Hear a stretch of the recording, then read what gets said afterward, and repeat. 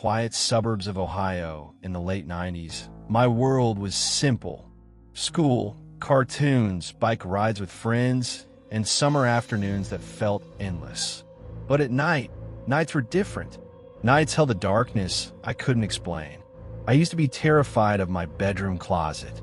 I know, that sounds cliche, but it wasn't the kind of childish fear that fades away. It was something heavier, something real. Even now, as an adult, I can still remember the way that closet door looked in the shadows, cracked open just enough to make me feel watched. At first, it was little things. The faint sound of scratching, my toys never staying where I left them. A G.I. Joe action figure would be standing in the middle of the room when I was sure I had put it in the toy chest. My mom always told me, "You've just got an overactive imagination." My dad used to laugh, saying, "What? You think the boogeyman lives in your closet?" But when I tried to explain how I sometimes heard breathing in their long, slow, raspy breaths, they just told me to stop scaring myself. First real encounter. I remember one night, clearly. I was maybe 8 years old. The house was silent, my parents asleep. I woke up to that same scratching sound, but this time it wasn't faint. It was loud, deliberate, like long fingernails dragging down wood. My closet door was shut when I went to bed, but now it was cracked open, just enough to show the blackness inside. I sat up, frozen. I swear I saw movement. A tall, thin shadow shifting in the dark. Then, two glowing eyes, yellowish like a cat's, staring straight at me. Asterisk. I wanted to scream for my parents, but no sound came out. I just pulled the blanket over my head and prayed for the morning. When I woke up, the closet door was shut tight again, like nothing had happened. Days turning to years. This went on for years. Nights where I'd hear muffled whispers from inside the closet. Nights where I'd wake up, drenched in sweat, to see the door slowly creaking open. My grades in school dropped. I was exhausted all the time because I was too scared to sleep. My parents thought I was making it up. They even tried locking the closet door at night, but every single morning, without fail, it would be unlocked and standing wide open. The worst night happened when I was 11. It was storming outside, thunder rattling the windows. I remember trying to fall asleep when I heard it. Not scratching, not whispers, but a low, guttural laugh. I looked over, and the closet door was open wider than I'd ever seen before. Standing inside was a man. At least, he looked like a man.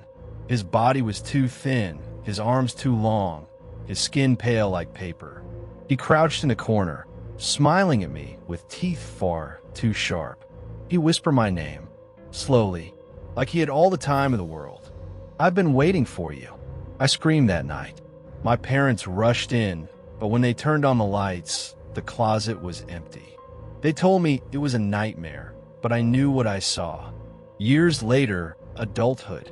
Eventually, I grew older, and we moved away from that house. I convinced myself it was all in my head, just a child's imagination. Life went on, but a few months ago, I was scrolling through local news archives online, looking up old record from my hometown. That's when I found it. A report from the early 90s about a man who had been breaking into houses in my neighborhood. He didn't steal money.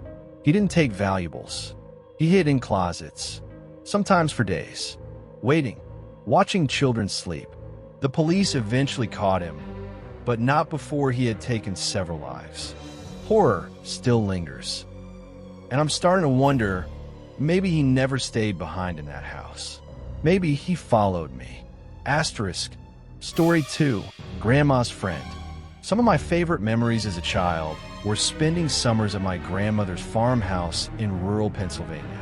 The place was old, creaky, and filled with the smell of pine wood and lavender. To me, it was magical.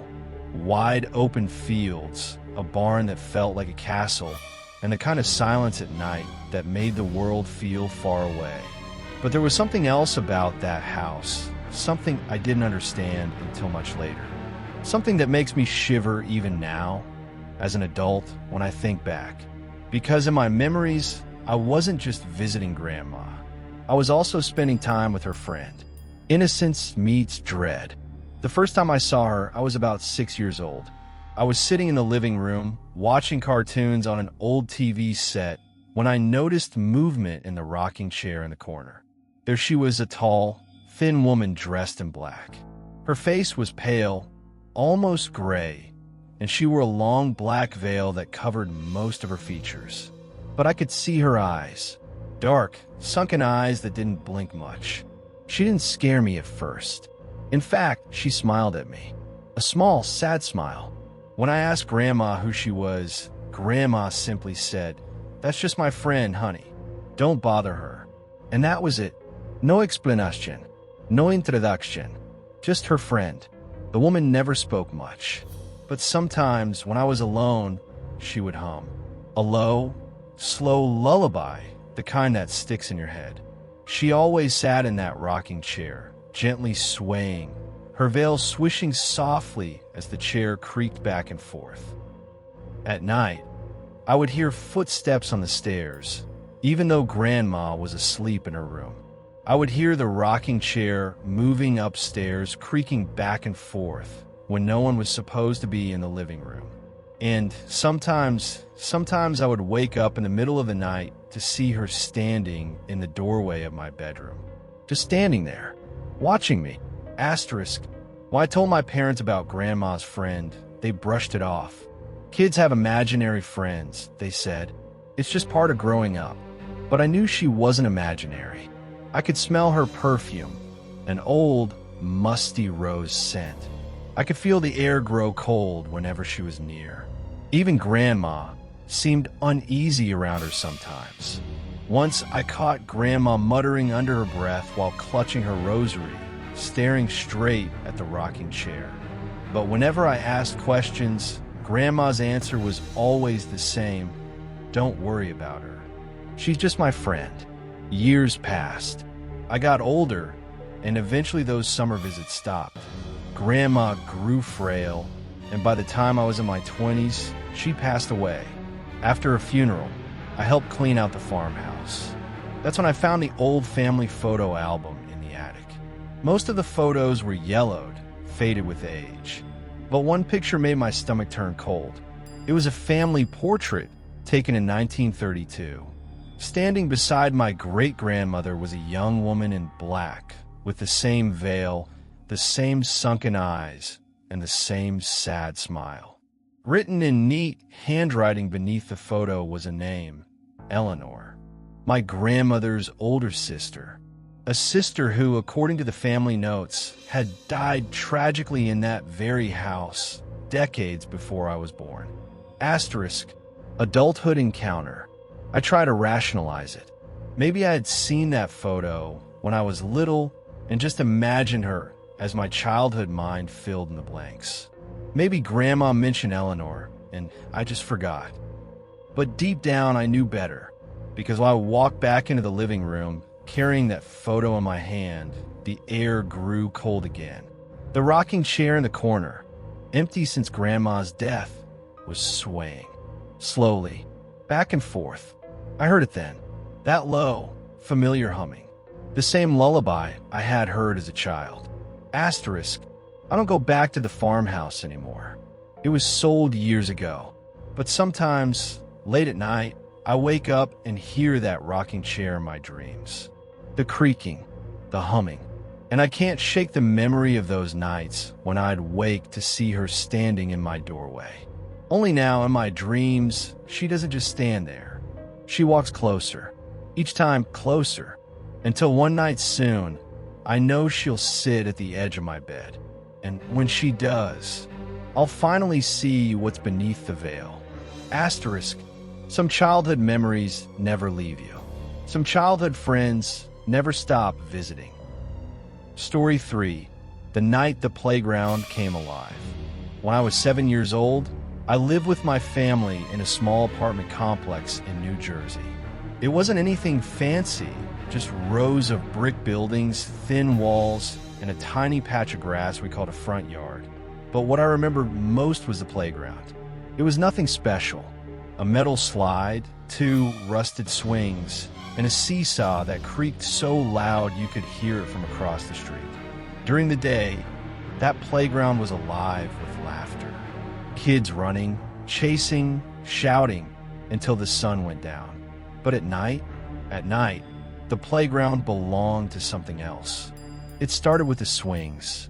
I would lie in bed, staring out my window, and I'd see the chains swaying back and forth. At first, I thought it was the wind, but the air would be still, not even a breeze. And yet, those swings moved like someone was sitting on them. Back and forth, back and forth. Sometimes I'd swear I heard it. The faint sound of children's laughter. Not playful laughter, but something distorted, echoing like it wasn't coming from outside, but from inside my head. Asterisk. One night, my curiosity got the better of me. I slipped out of bed, tiptoed past my parents' room, and crept outside barefoot. The air was cold, the pavement damp with dew. The street lamps flickered overhead, buzzing faintly. When I reached the playground, the swings were moving. Both of them, back and forth, perfectly in sync. And then I heard it. A giggle. High-pitched, sharp and close. Too close. I spun around, but no one was there. The street was empty. The apartment's dark. I should have run back inside. But something held me there. I blinked, and suddenly they were there. Children. At least, that's what they looked like. Small figures on the swings, sliding down the slide, climbing the rusted monkey bars. But their faces weren't right. Their features were blurred, like wet paint smeared across a canvas. Some had mouths that stretched too wide. Others had no eyes at all. Yet, somehow, I knew they were looking at me. All of them. Every single one. Asterisk. Pause. Whisper. And then they stopped playing. The swings froze mid-motion. The slide went silent. The seesaw tilted to one side, motionless. One by one, the shadow children turned their heads toward me, their bodies stiff, their faces melting into grotesque shapes. And then, in unison, they smiled. Dozens of mouths grinning too wide, teeth jagged and wrong. I couldn't move. I couldn't breathe. My heart pounded so loud, I thought it might burst out of my chest.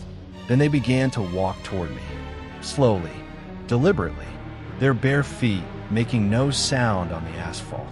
Just silence and those smiles. Asterisk. Something inside me finally snapped. I turned and bolted back toward the apartment. I didn't dare look back. I could feel them behind me. Not hear, not see, but feel. The weight of their stares pressing into my spine. I stumbled through the front door, slammed it shut, and locked it. My chest was heaving, my skin clammy with sweat. When I looked out the window, the playground was empty again. The swings were still. The slide was silent. But I knew what I had seen. I knew they were real. Asterisk. Life moved on. We eventually left that apartment complex. And for years, I tried to convince myself it had been a dream. Just a child's overactive imagination. But decades later, I came across an old newspaper article. It was about the land where that playground was built. Before the apartments, before the swings and the slide, there had been an orphanage there. It burned down in the 1950s. Dozens of children trapped inside. None survived. The playground wasn't built for kids to play on. It was built on ashes, on bones. Asterisk. Now the playground is gone. In its place is a parking lot, filled with cars and streetlights.